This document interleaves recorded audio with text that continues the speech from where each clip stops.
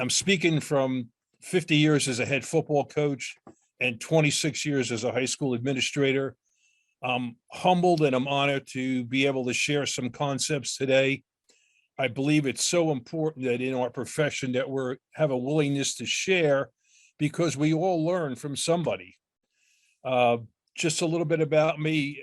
I'm a Wonder Years kid. I grew up in the 60s. I mean, if you've ever seen that show, that was us, 5 kids in the family, 1 car, father worked 2 jobs, mother was a homemaker. I was a late developer, both as a player and a student. I played for great high school coaches. I spent 1 year as an assistant coach in Colorado, and it was a great learning experience for me because we won a state championship, number one. And I thought the reason why we won was because of me.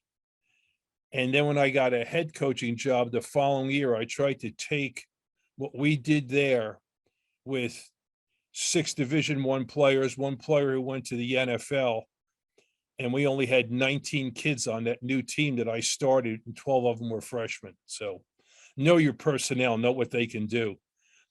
People ask me my greatest memory, coaching my son and winning a state championship in his final game.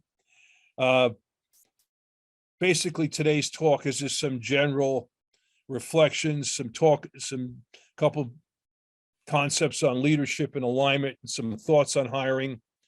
If you're fortunate enough to get hired, what our first meeting will be like, developing the staff, and some thoughts on practice. So I've got quite a lengthy presentation here. I really believe in this approach to develop and maintaining the staff. This has evolved over the years, just like I have as a coach and administrator. Rigid and inflexible rarely define a successful coach or person. And I think we've got to adjust with the times. I was fortunate using this approach. Our football staff, I had 3 coaches who had 25 plus years with me, 1 had 35 and 1 with 42. So I think there's some merit in the way we operated. To this day, other than my parents, my high school coaches had the biggest influence on my life. And I truly believe we are all a product of those who coached us. And that's both good and bad, because I had some other coaches along the way who weren't as character oriented as my high school coaches were. I coached all this time because of the way I was coached. It was my calling. It was never a job. I never wanted another job. I was happy at the high school level, happy at Lenape Valley. My personal goal was to make a difference, to teach the value of sacrifice to these young men and women, the value of hard work, being a great teammate, being compassionate, respectful, personal accountability, and to win, help them basically become the best version of themselves. Not only did I coach football, I also coached track for 21 years, and I coached wrestling for 5. So I coached a wide variety of sports. If you were a young coach coming into our system, I would have some recommended readings. Above the Line by Urban Meyer, Win Forever by Pete Carroll, Earn the Right to Win, The Winner's Manual, How Good Do You Want to Be, Grit by Angela Duckworth, You Win in the Locker Room First, The Power of Positive Leadership, and The Score Takes Care of Itself. I also think you should look at non-football books. I like Good to Great by Jim Collins. It was a business book. Leading with the Heart by Coach Krzyzewski, What They Don't Teach You at the Harvard Business School in the Last Lecture. I think we can never underestimate or take for granted the platform that all of us have to influence the life of that young woman or young man. You have to ask yourself, is this great game, whatever you coach, going to be better because you coached that young woman or young man? When they see you, when they're 35, do they hug your neck and do they introduce you to their children as their coach, or they turn and go the other way? Ask yourself, when they leave your program, are they going to be a better parent, a better neighbor, an outstanding member of their community? Are they going to be a better person because having played for you? Talk to your players, talk to your coaches, spend time with them. This life calling, coaching, is all about relationships. I think you should be excited to be where you're at. It's not about the next job or the next title for your coaching belt. And I think you have to give some thought to, remember what we take for granted. People are praying for good health, a spouse, and being able to coach. One day, they will throw dirt on all of us. And hopefully the people there that day will say you made a difference in their lives. When you stop coaching or you stop being an administrator, your legacy will not be on the amount of victories or championships. Your legacy will be written on the hearts of your players, how you treated them, what values you instilled in them. Your legacy will be how they treat their children, how they treat the people they work with, and how they treat their spouse. I think leadership in 2022 must present a vision, a plan for what we want to accomplish. This vision sustains the team and the coaches through the difficult challenges, and I guarantee there will be challenges. Leadership should define the standards and the expectations for every aspect of the organization. Leadership must hold people accountable to these standards and expectations. Hey, sometimes people need to be encouraged to move on. There's a sign in the New England Patriots Center, their football offices, and it's simple: do your job. And how many times have we seen assistant coaches or teachers just don't do their job? Do your job. It's so simple. I firmly believe that one person at the top cannot do all that's needed to be done for us to be elite. The head coach has to be able to count on leadership to come from assistant coaches. They need to be encouraged to lead from where they are. Remember, every drop of rain is responsible for the flood. Tom Coughlin: the success of any team will rise or fall on the ability, the initiative, the imagination, and determination of the coaching staff. I think in 2022, you can't overstate the importance of alignment. In order to achieve elite performance, alignment is essential. When a group is aligned, and I don't care whether it's a business, whether it's a teaching system, or whether it's athletics, everyone understands and is fully committed to the group's purpose and strategy. Everyone from leadership to the lowest level is going in the same direction. You can have the best strategy in the world, but it cannot be executed without total group alignment. You can't have everyone going in the same direction down the freeway at 65 miles an hour and just one person in the center lane doing 50. It screws everyone up. Think of an 8-man crew rowing team. All 8 members must be rowing in the same direction with the same stroke at the same time to get the boat across the finish line. So when I started in 1970, the hiring process was, the first question they asked me was, and I was applying for an assistant's job, is your goal to be a head coach? In the 70s, there was mobility in the profession. You had assistant coaches who would move to another job because there were teaching jobs available. All the coaches were in the building. There was no such thing as out-of-district coaches, volunteer coaches. And it seemed at that time, when I started, the administrative progression was you were a head coach. Then if you were fortunate enough, you became the athletic director.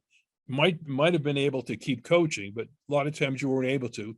Then you became a vice principal, then you became a principal. I think we've lost that. The 2022 hiring process is you're hired as a teacher. And by the way, can you coach, or do you have any interest in coaching? I think you have to be absolutely have the discipline not to hire until you find the right person. The single most harmful step you can take is to put the wrong people in key positions. I also believe you have to widen your definition of the right person. There should be more of a focus on character attributes and less on specialized knowledge. People can learn specialized knowledge. That's what the head coach's job is for, to teach. People can learn skills, acquire knowledge, but they cannot learn character traits that make them right for your organization, for your program's culture. Get the right people on the bus, get the wrong people off the bus, and get the right people in the right seats. Then figure out where to drive it. The right people will do the right things. The only way to deliver to exceptional people who are achieving is not to burden them with people who are not achieving. In all honesty, high achievers don't like low achievers. Take the best people on your staff who give you a great effort all the time, and then see what they feel about the people who are silent quitting, doing just enough to get by. I've been very fortunate to hire people and coaches, number one, I can be friends with, you enjoy spending time with, who are great teachers, who are loyal, not only to me, but to each other, who are emotionally stable, who are lifelong learners, who are high energy, passionate, enthusiastic. Don't hire people with baggage or character issues. It's just going to come back to bite you in the end. How do you know? Ask yourself, would you hire this person again? And if they told you they were leaving, would you be disappointed or relieved? So congratulations, you've been hired. Our first meeting, and the first thing I'm going to ask you is, think of the best teacher or coach you ever had growing up in school. What made them special? For me, they inspired me to learn. They made me feel special. I believe you have to coach every kid every day. I think there's nothing worse than a kid goes home, they're sitting at the dinner table, and the mother or the father says, "What did coach say to you today?" And you say, "He didn't say a word to me." You got to make each player feel important. You want to treat them like you would want your son or daughter treated. I also think you've got to emphasize to kids and assistant coaches to treat everyone associated with our program with respect. Cheerleaders, band, the custodians, the people who drive the bus, all the faculty. Everybody's got to be treated with respect. I think you've got to stress the importance of getting a little better every day. We all hear about Nick Saban and the process, but it really is just focus on what it takes to get better today. Don't focus on the scoreboard. The victories will eventually come. My high school coach had a couple great sayings that he said all the time. He said, a confused player will not play well, and we could only go as fast as our slowest learner. More games, and you can go back and look at your film, are lost because of missed assignments and misalignments, as opposed to because of physical mismatches. A confused player is not going to be able to execute. Paul Bear Bryant, successful coaching is all about an attention to detail. And it's not what you do, but how you do it. If you look today, there is so much on the internet about schemes, about ways to do it. It's not so much, again, what you're doing, but how you do it, that your attention to detail, the way you teach it. At Lenape Valley, my expectations never change. I expect us to outwork everyone. And I firmly believe that effort counts twice as much as talent. I expect us to be a team, and I expect us to display high character. We talk all the time about respecting the finish. We want to finish every play, every rep, every practice, every game. Everything in life has a finish.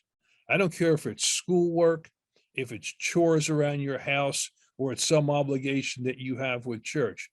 Everything has a finish. Attitude and effort are not God-given, but they are a God-given choice. We make that choice every single day. Be a great coach, be a great teacher. I know we all observe teachers. A mediocre coach tells, a good coach explains, a superior coach demonstrates, a great coach inspires.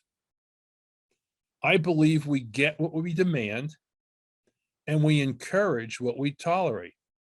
Silence means acceptance.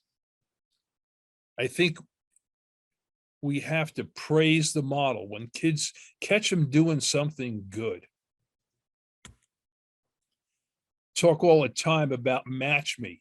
Match my preparation, match my attention to detail, match my enthusiasm, match my effort, and we'll get along fine. If you choose a life in coaching, you choose to make a difference in the lives of the people you come in contact with. And I think the easiest thing to do is to give up on somebody. It's so easy to throw someone off the team. Helping people change takes a tremendous amount of time, energy, discipline, and love. But I will tell you, cannot save them all. But the easiest thing to do is to throw someone off the team. And I don't think that's what any of us are there for. If you and I have a problem, let's address it immediately. Let's be direct. Let's be honest. Let's solve the problem and move on. Let's not waste time on office politics or office gossip. Don't sit in your office and stew about it, and don't pair off and whisper. If you don't like something, change it. If you can change it, change the way you think about it. Don't waste time venting about it or getting frustrated by it. All of us, we have done things different ways in the past that have been successful. I mean, you could be a coach coming from a very successful program coming to us. We all have convictions about the way we do things. But when we leave that staff room, we have to have a complete united front. We all have to be on the same page. It goes back to alignment. Disagree with me, but do it with feeling, with passion. Try to convince me you are right and I'm about to go down the wrong path. You owe that to me. Don't be intimidated when I argue back, and a moment will come when I have heard enough and I will make a decision. Don't damn that decision with faint praise. Don't mumble under your breath. And remember, the decision is not about you or your ego. We just got to move forward. Colin Powell, loyalty is disagreeing strongly and executing faithfully. I tell this to my kids all the time, my children. Always remember, don't get into a fight with your boss. If they are wrong, they will still have a job.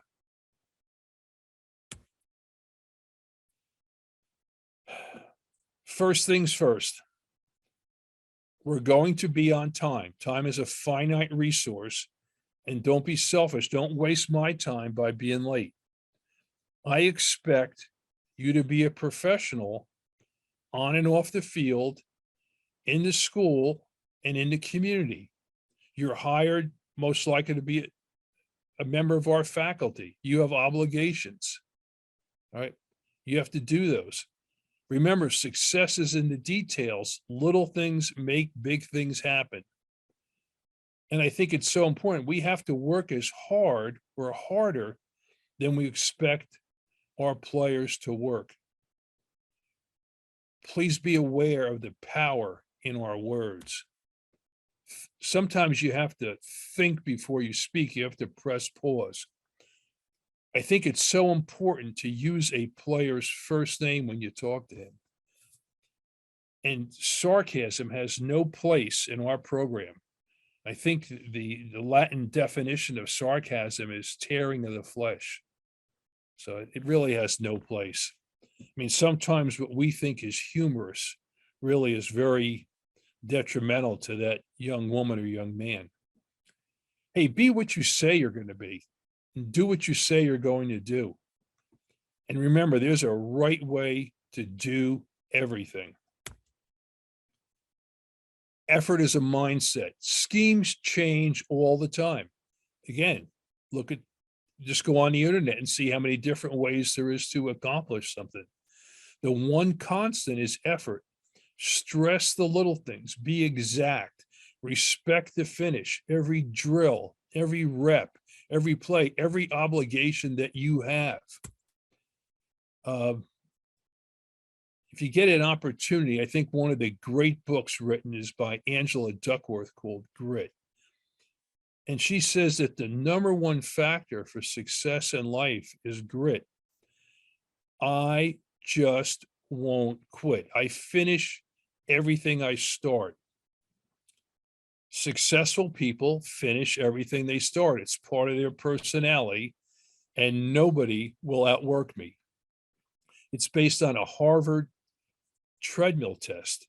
And some of those people said, I will die on that treadmill before I give up. And these people were so successful down the road. I think it's a great book to read. And just think about any issues that we've had with kids or with assistants.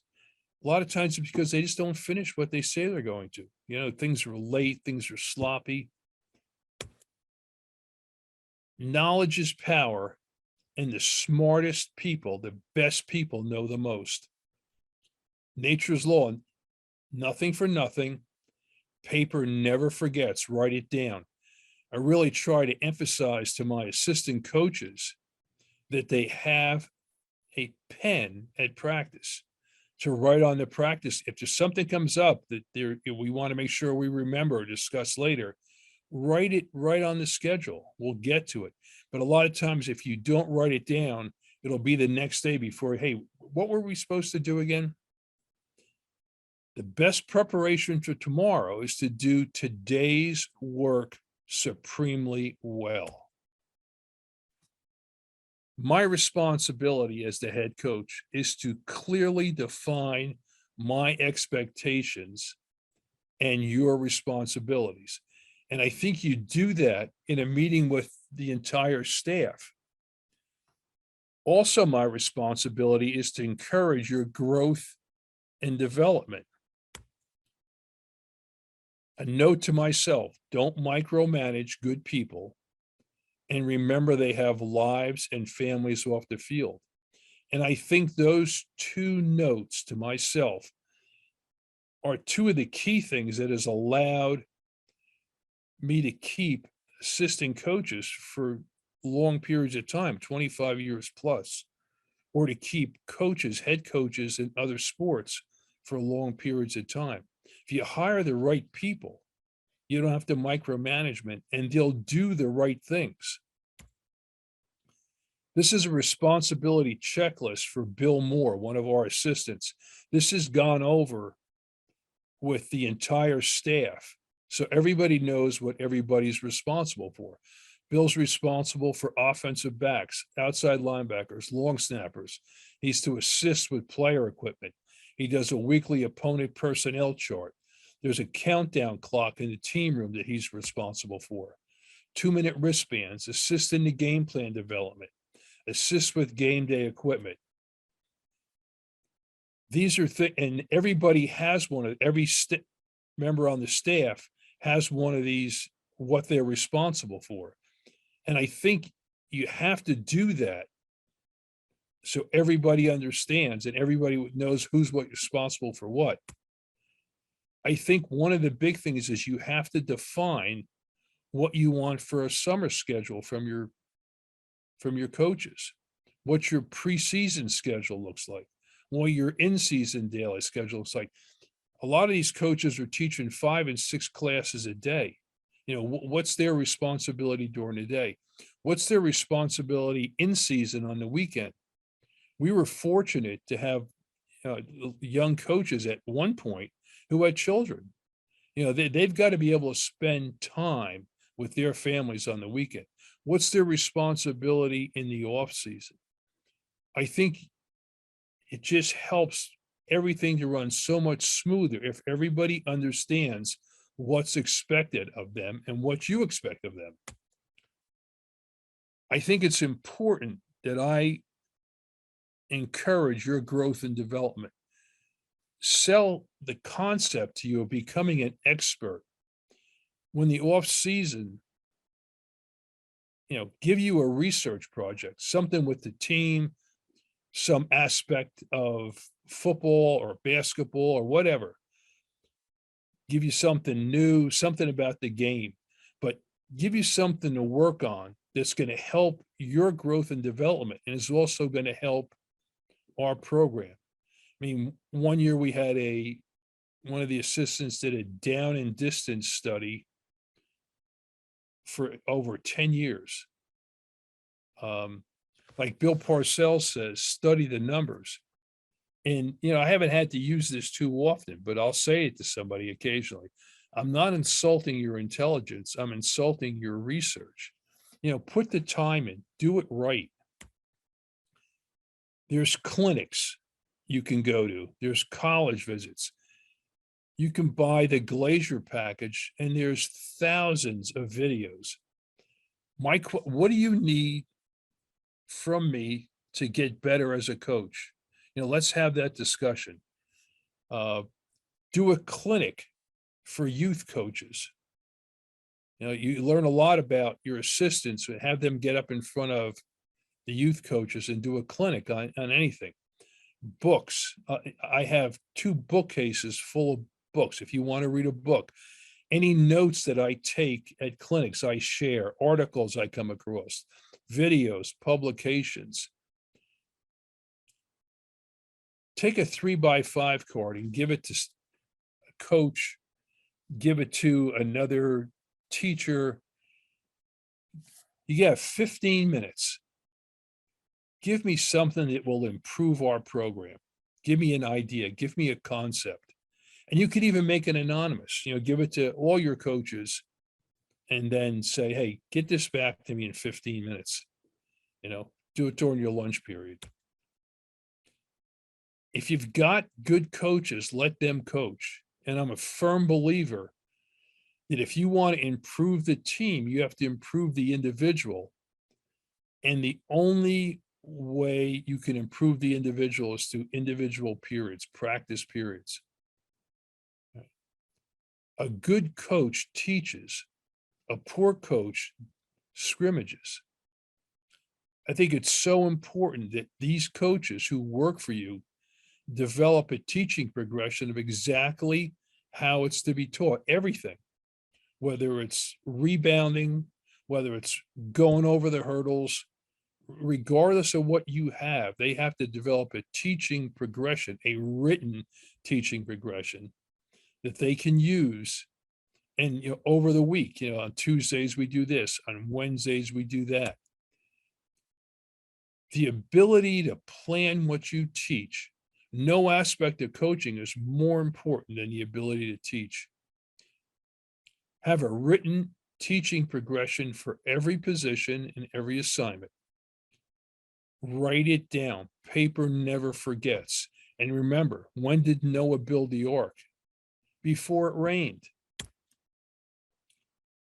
Something happens every play, every situation in practice. Comment on it. I don't want a dissertation, and I don't want you to just say, good job. That's not a comment. Hey, great first step. Way to box out. Terrific effort. Something like that. I mean, good job. That means nothing to a kid. If you're not coaching, you're just letting things happen. You're just a supervisor. You have to address things that are not what you want. And this can be done positively. We do not do it that way. Johnny, you're better than that. Joan, you have to finish to be a great player. And these are ways you can adjust it without,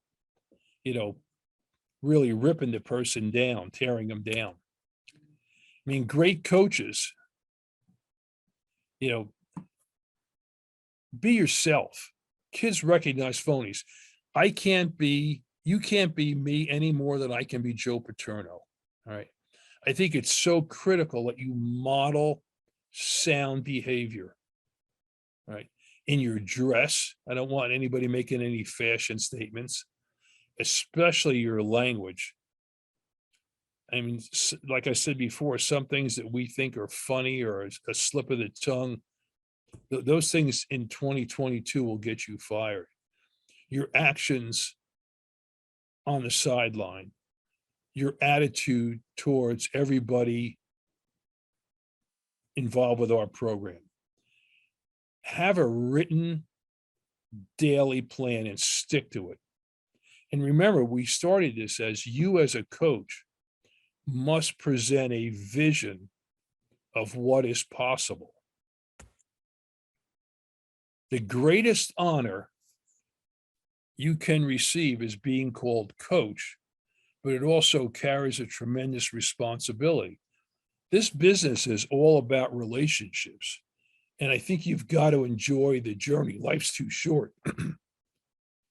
Your future and your career belong to you. Treat them with great respect. Invest wisely in your future, your work, and the people you surround yourself with. Right? Thank you for this opportunity. Like I said in the beginning, this is something that we all learn from somebody, and I think it's so important that we have a willingness to share with each other, to help each other, because it's tough these days. I see some of these young coaches and these young administrators and what they're going through. It is very difficult. And we can't afford to be losing good people in our profession, yet I think we are. At this point, Saxon, can we open it up for some questions? Absolutely. I believe we have a coach who's working on typing something out right now. Okay. So we'll see, give him a second to type it out. But thank you very much for this presentation. Lots of great information. What would you say is the biggest takeaway you have for a first-year coach? What I would want them to take away? Yes. I think how to coach, like what the expectations are. I think, people come into it with, they think they can coach. It's like they think they can teach. It's hard. I mean, being able to come up with a plan, a written way you're going to teach things, the way you're going to act, when things don't go well, being able to present that vision to young kids, young, men and women. I think you have to be as like a sponge, take in everything you can, and hopefully you work for somebody who's willing to help you. There's going to be some growing pains. There is no two ways about it. Awesome. We have a few questions come in. So Coach Tim asked, how do you pick leaders and captains? How do you help them grow? we took a little different approach to the captains. We never, when I first started, we had captains and it became what I felt was a popularity contest. Then as it went on, we started to just pick game captains and we rotated it through. So everybody, all the seniors had a chance to be a captain for that week. But we spent a lot of time, especially during the preseason, where I would take some of these presentations that I've listened to or recorded, and every day we would take a 15 or 20-minute period during August and talk about leadership, talk about, being a great servant, being a great teammate. And I think that's the way we developed it. It really, we got away from voting because I just felt it was a popularity contest. And some of the kids who are quiet and more reflective sometimes turn out to be your best leaders. Lead by example. Great. And then Susan asked regarding practice plans and assistant coaches, I just had a discussion with assistant that we need to stick to practice plan. He wants to continue drills if something is not 100% learned. How do I deal with this? You got to move on. There's a reason there's a time schedule on the practice plan. The time schedule has to be long enough that the kids can accomplish what he wants. I mean, you can't just rush from one thing to the next, but we have a practice plan for a reason. And it pretty much, I'll be honest with you, every Tuesday was the same, every Wednesday was the same, every Thursday. I mean, they're different. Each day is different. But if you went back over 30 or 40 years, you would see my Tuesdays, were pretty much the same, because I think you have to establish routines with kids and coaches so they know, exactly what's coming or how to do it. So you're not wasting part of your drill time, either setting things up or, explaining things. That's all got to be done in the classroom.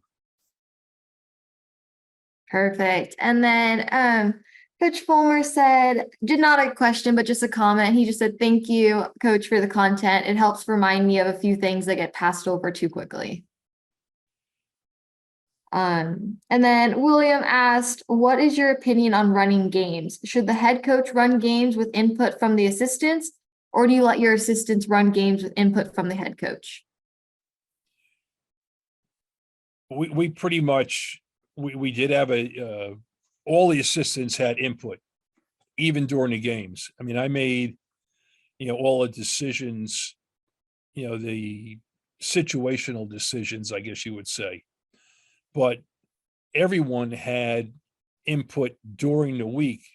So, so there were no surprises on game day. But I like I said, I think you got to get input from your assistants. They've got to feel worthy, and I had one coach who called the defense all the time. And, some people do it that way. Some people are really good administrators who will turn over everything, to the assistants. I mean, I just wasn't comfortable with that. I mean, basically I was in charge of the offense. I had another gentleman who was in charge of defense, but they all had their individual position groups that they all were responsible for and, coach them.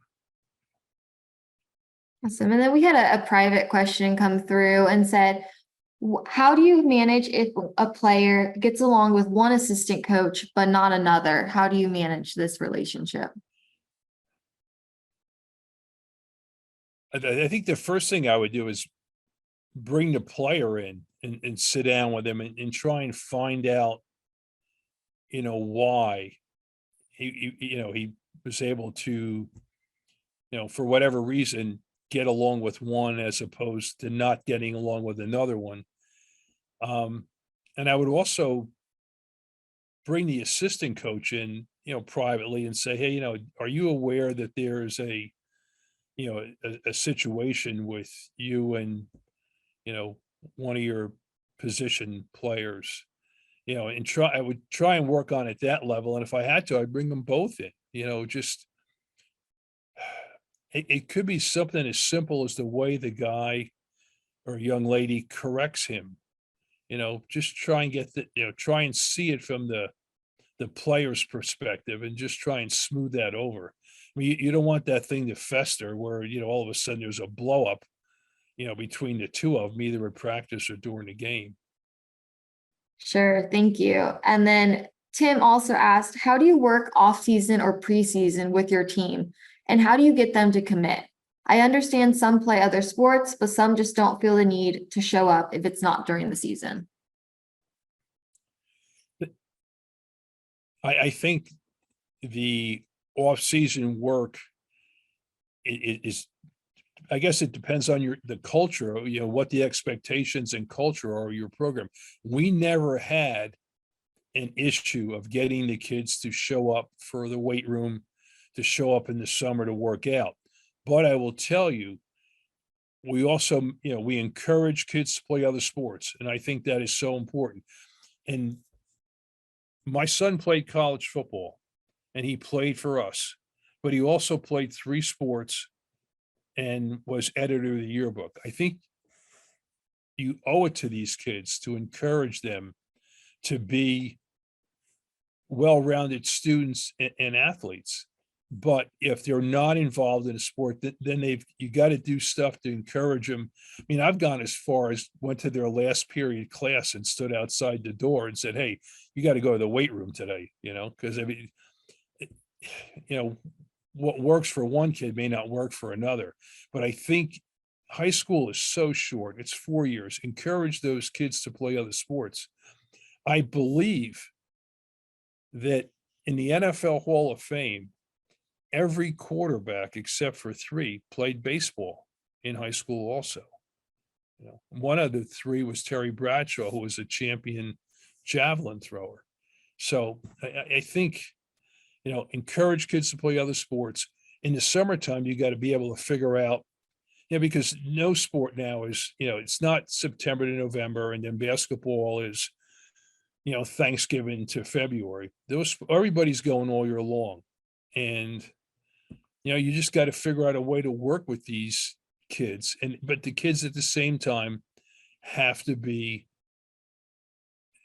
kids. We took a vacation as a family every summer. I'm going to take a vacation. Kids have a right to take a vacation in the summer. But once, if you're home, be in the weight room or working out or playing basketball. Once the preseason starts, we're there all the time. Great, thank you. I think that was the last question that we have in the chat. If anyone wants to drop in a quick last minute one, you're welcome to. But if not, we are going to wrap up. We want to give a big thank you to Coach Don Smolyn for being on today, and big thank you to everyone else who was able to join today and stay to the very end. We will be sending out a recording of this webinar in a few days.